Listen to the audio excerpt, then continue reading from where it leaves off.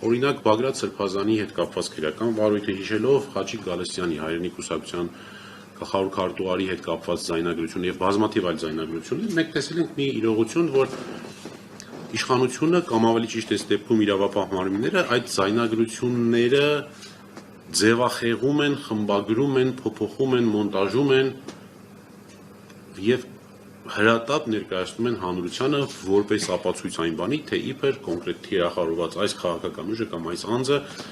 կատարել են, ընտրակաշարք են բաժանել, հավաքներին մասնակցելու համար նյութապես շահագրգռել են, եւ որ ամենակարևորն է, որի մասին մենք շատ ենք վերջերս խոսում, հատկապես 5 իրավապաշտպանների նախաձեռնության շրջանակներում Վարազդատ առաջինը այս հարցը բարձրացրեց, որ հակակոռուպցիոն կոմիտեն օրինակ յուրաքանչյուր ձայնագրությունը հրապարակելուց կամ մամուլի հաղորդագրությունը հրապարակելուց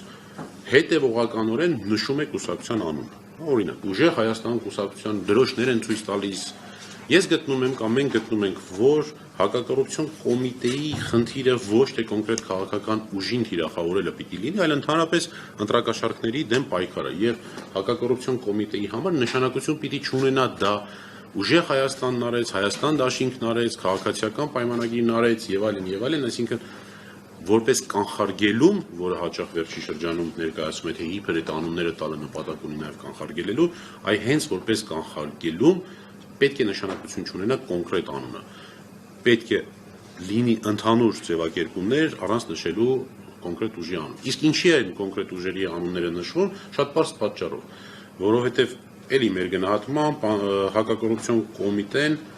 վերածվել է քաղաքացիական պայմանագիր կուսակցության նախընտրական շտաբի, քարոզչական շտաբի եւ խնդիրը այստեղ բացարձակ իրավապահ համակարգի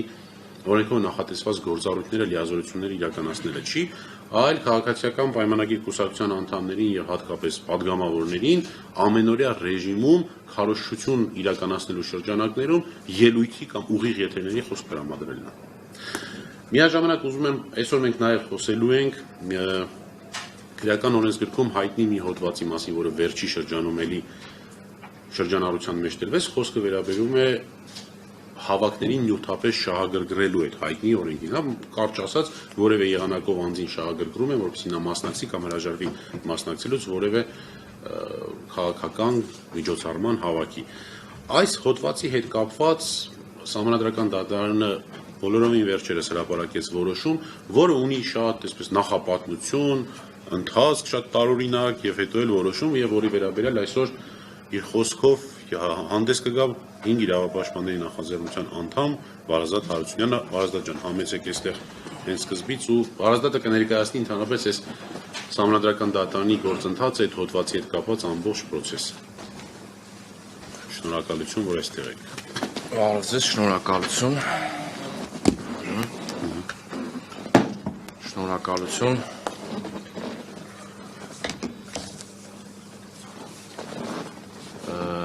Նախ սկսեմ նրանից,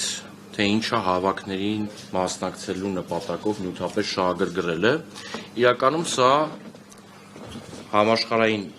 իրավական պատմության մեջ նախադեպը չունեցող մի հանցակազմ էր եւ հանցակազմ է, որը ներմուծվեց Հայաստանի Հանրապետության քրեական օրենսգիրք, դեռևս նախորդ ուժը կորցրած քրեական օրենսգիրքի մեջ 2021 թվականին։ 2021 թվականին փոփոխություն լրացում կատարվեց քրեական օրենսգիրքում եւ հավաքներին մասնակցելու նպատակով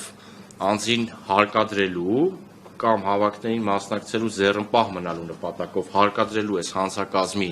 օբյեկտիվ դրսևորումներին գումարվեց նոր մի օբյեկտիվ դրսևորում՝ նյութապես շահագրգռելը, որպեսզի անձը մասնակցի հավաքին կամ ձեռնպահ մնա հավաքին մասնակցելուց։ Տարօրինակ էր իրավական բնույթով այս ձևակերպումը, որովհետև հավաքների ազատության իրավունքի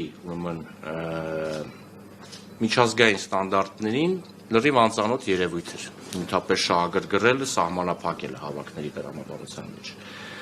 Հետո դրանից 1 տարի հետո պարզվեց, եւ դա պարզեց Հելսինկյան կոմիտեն, որ այս փոփոխությունը անելիս Վենետիկի հանձնաժողովին խորհրդատվական կարծիքի համար դիմելու ժամանակ Չի լսվում։ Լսվում է։ Շիշը համել կխմում։ Ես բացեմ դպրոցի։ Վենետիկի հանձնաժողովին այս նորամուծության վերաբերյալ խորհրդատվական կարծիք ստանալու համար երբ դիմել են,